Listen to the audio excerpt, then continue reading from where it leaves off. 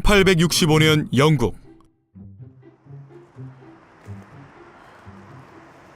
Wow. Is it your car? What happened, Ellen? Well, I worked really hard to be on a date with you. Really? I can't wait to get in the car. Shall we go for a drive?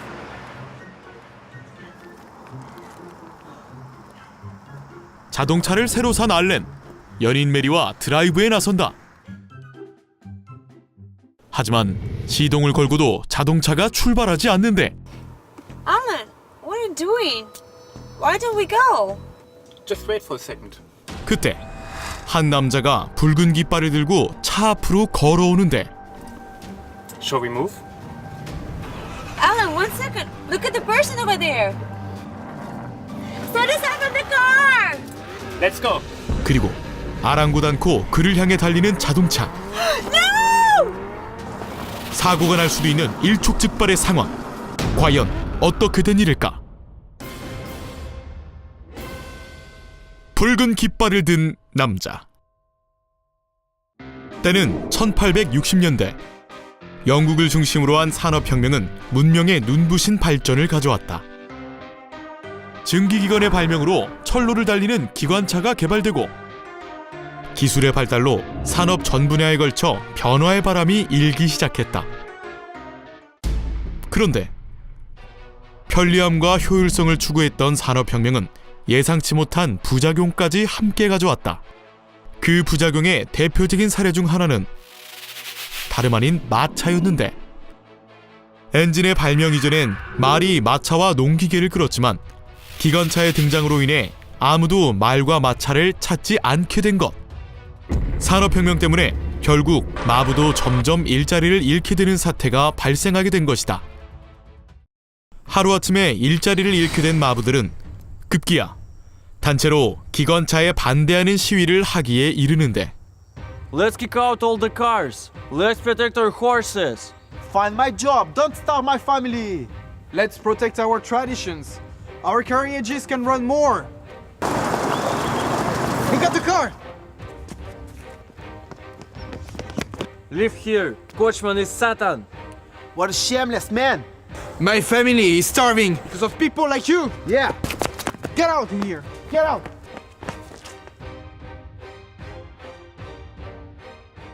(1861년) 영국 의회는 기관차법을 제정해 기관차를 운용하는 데 관여한다. 기관차법은 신호체계도 없고 비포장도로가 대부분이었던 당시의 도로 상태를 고려했을 때 자동차와 농기계용 엔진 같은 엔진의 광범위한 사용이 위험할 것이라는 우려에서 만들어진 법이었다. 실제로 1831년 리버풀 앤 맨체스터 철도 개막식에 참석했던 총리 웰링턴 공작이 기관차에 치여 사망하는 사고가 일어나기도 했으며, 사람들 사이에서는 기관차가 치명적인 사고의 위험이 있을 뿐만 아니라 말을 겁주고 좁은 길을 막고 심지어 야간에도 운행하여 발생하는 소음 때문에 주민들에게 피해를 준다는 등 기관차에 대해 부정적인 입장과 규제를 원하는 목소리도 많았다. 이런 배경 속에 탄생한 초기 기관차법은 영국 철도 산업과 마차를 운영하는 마부들의 열렬한 지지를 받았으나 정작 속도에 대한 규제는 따로 없었다. 결국 빠르고 효율적인 기관차의 인기는 여전했고 마부들의 분노는 수그러들지 않았는데, 하지만 화가 난 것은 마부들만이 아니었다. 자동차 이용자들의 불만 또한 커져갔는데, Do you know what happened today to me?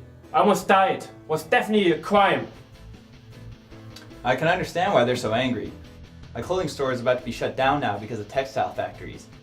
I can't believe my family business can be stolen by machines. I don't know what to do for a living. Yeah, I'm sorry about you. But what did I do wrong? I definitely have the right to ride a carrier. Anyways, it seems pretty serious. Who knows? There could be a riot. We should take some kind of coping measures. What should we do? Destroy all the cars in town? Are you insane? You can't destroy people's property. Maybe there is a way both cars and carriages could coexist. How about this idea? What? No way. Can't do this.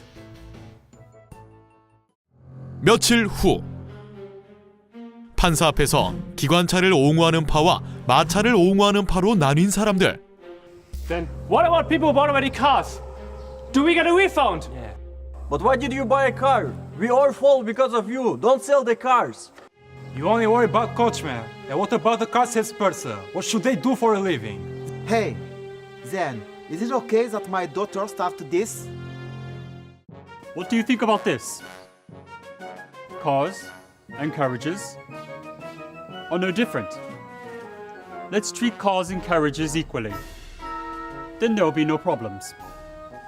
Then let's have horse pullers. Horse pullers?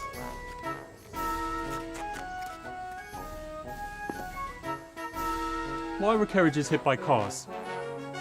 It's because cars are too fast. Carriages are not as fast as cars. But cars can go at the same speed as carriages. So from now on, the man holding the red flag will lead the cars. 결국 자동차의 속도를 마차의 속도에 맞추기로 합의에 이른 영국. 1865년 기관차법 제3항에 자동차와 기관차의 속도를 제한한다는 조례를 추가하는데, 이는 자동차가 최대 6.4km의 속도로 주행하되 사람이 많은 곳에서는 3.2km의 속도로 주행할 것을 명하는 조항이었다. 또한 이를 지키기 위해 차주가 반드시 고용해야 하는 승무원들이 있었으니 바로 운전수, 기관원, 깃발을 들 기수였다. 기관차법에는 기수가 55m 앞서 걸으며 자동차를 선도해야 한다는 조항이 추가되었고, 붉은 깃발을 든 기수는 살아 움직이는 정지선 같은 역할을 했다.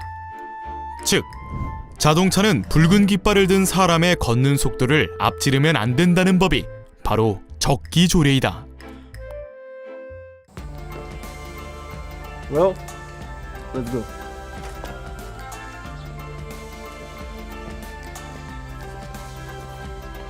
Then there's no reason of using a car.